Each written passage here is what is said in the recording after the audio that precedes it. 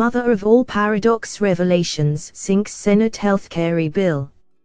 Are government subsidies for healthcare insurance companies really a bad thing? Mother of all paradox revelations in an article entitled, Role of Public-Private Partnerships After Repeal and Replacement of Obamacare, published by USA Politics Today, played a role in causing the U.S. Senate healthcare bill to crash and burn, much to the chagrin of President Donald Trump. Now more than ever, President Donald Trump is lambasting media on Twitter as fake news. The groundbreaking journalism that predicted failure of the new Senate healthcare legislation hours before repeal and replacement of Obamacare failed to pass in Senate was announced on Twitter with following tweet: https://gatsby767//status/88783835583345172480.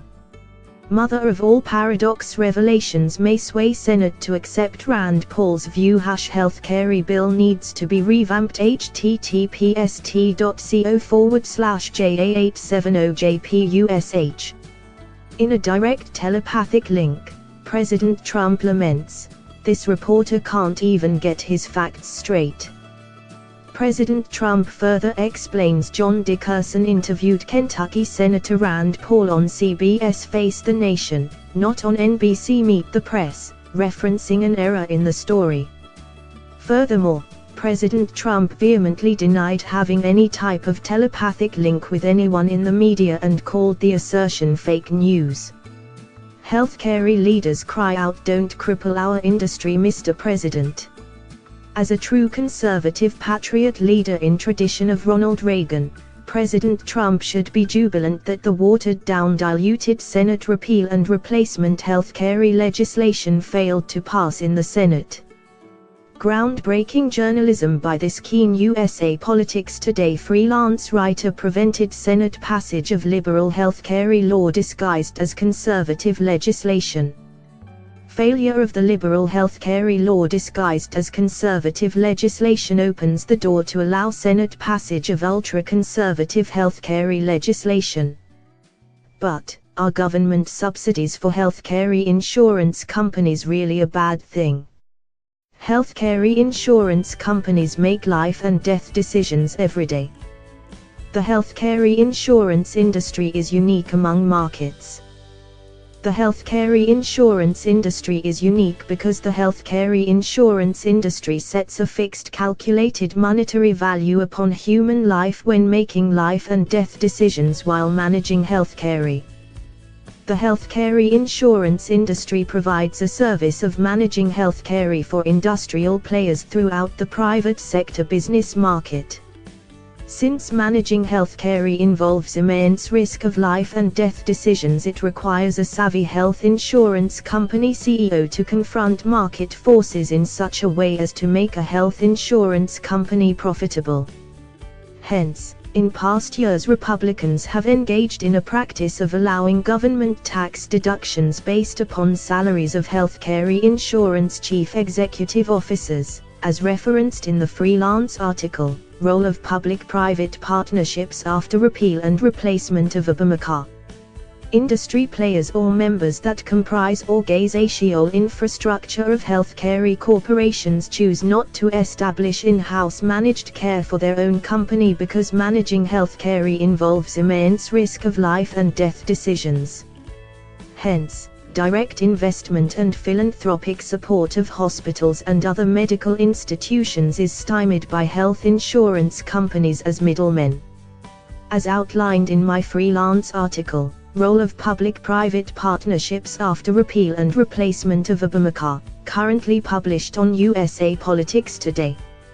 My proposal is a synergy of strategic investment and leveraging the power of philanthropy for the common good.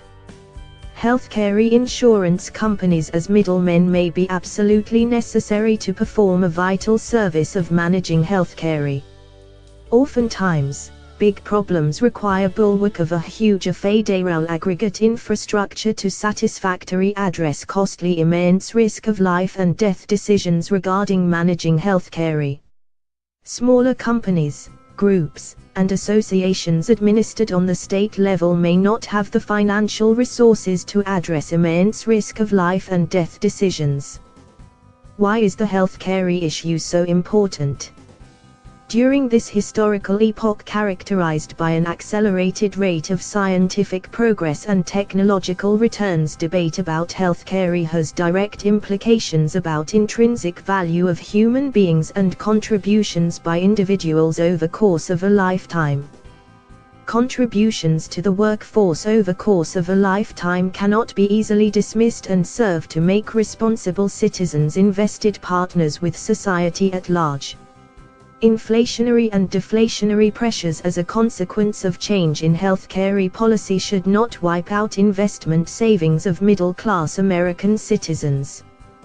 People work their entire lives to achieve the American dream and save to make a better future for their children and children's children. Our nation is built upon the principle of an inalienable right to life, liberty, and pursuit of happiness. Any legislation that makes medicines unaffordable and set up conditions allowing denial of quality health care for American citizens who have worked hard in their lives to make a contribution is an infringement upon an inalienable right to life, liberty, and pursuit of happiness. Oftentimes, in a competitive capitalist free market society, contributions made over course of a lifetime are marginalized, dismissed, and or ignored as a consequence of failure to obey one of the 10 Commandments, "Thou shalt not covet." Unregulated healthcare administered by smaller associates, groups, companies on the state level that lack financial resources to mitigate immense risk of life and death decision-making may introduce prejudicial disparity into healthcare markets. Any and every individual, including billionaire moguls in every private sector industry, will eventually get seriously sick and need help. Sadly, we have learned from mass media reports just this morning that Senator John McCain has been diagnosed with brain cancer. The universe reminds us all at a pivotal time when major health care decisions are debated that life is precious and in a blink of an eye things can change overnight for every human being.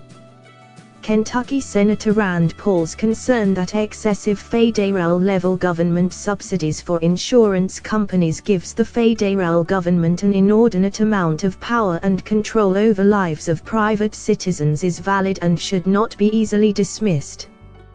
Tax deductions granted by government to health insurance companies generating around $15 billion profit are a financial asset for insurance companies that ultimately increase size of federal government.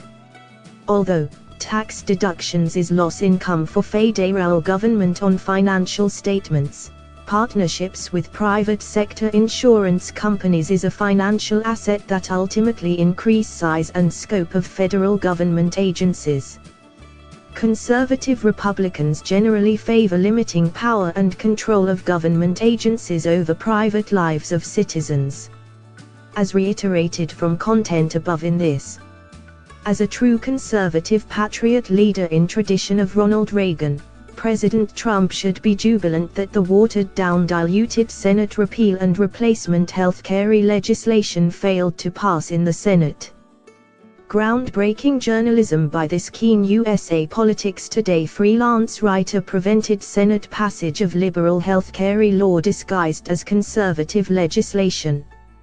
Failure of the liberal healthcare law disguised as conservative legislation opens the door to allow Senate passage of ultra-conservative healthcare legislation. President Trump is too stressed out and needs to learn to loosen up, observes this freelance reporter referencing Donald Trump in ring wrestling. A CNN reporter in a Facebook liberal political pundit Michael Moore butted heads with former President Barack Obama over the matter of $100 billion of federal government money used to subsidize health insurance companies. Michael Moore has not been heard from as much after this debate.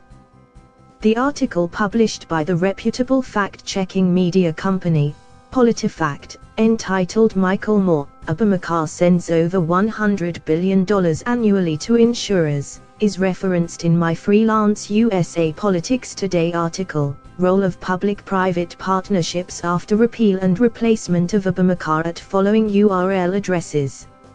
http://bit.ly/2tcagg8 http://www.politifact.com/puditfact/statements/statements/jan03 Michael Moore Obamacare sends over -100 billion INS/. An inordinate amount of power and control by either public or private sector over lives of private citizens is a major concern in current Senate healthcare debate, given we live in historical epoch where an accelerated rate of scientific and technological returns is rapidly changing society. In terms of my healthcare proposal outlined in my freelance USA Politics Today article, Role of Public-Private Partnerships after Repeal and Replacement of Obamacare, elegantly summed up as follows. My proposal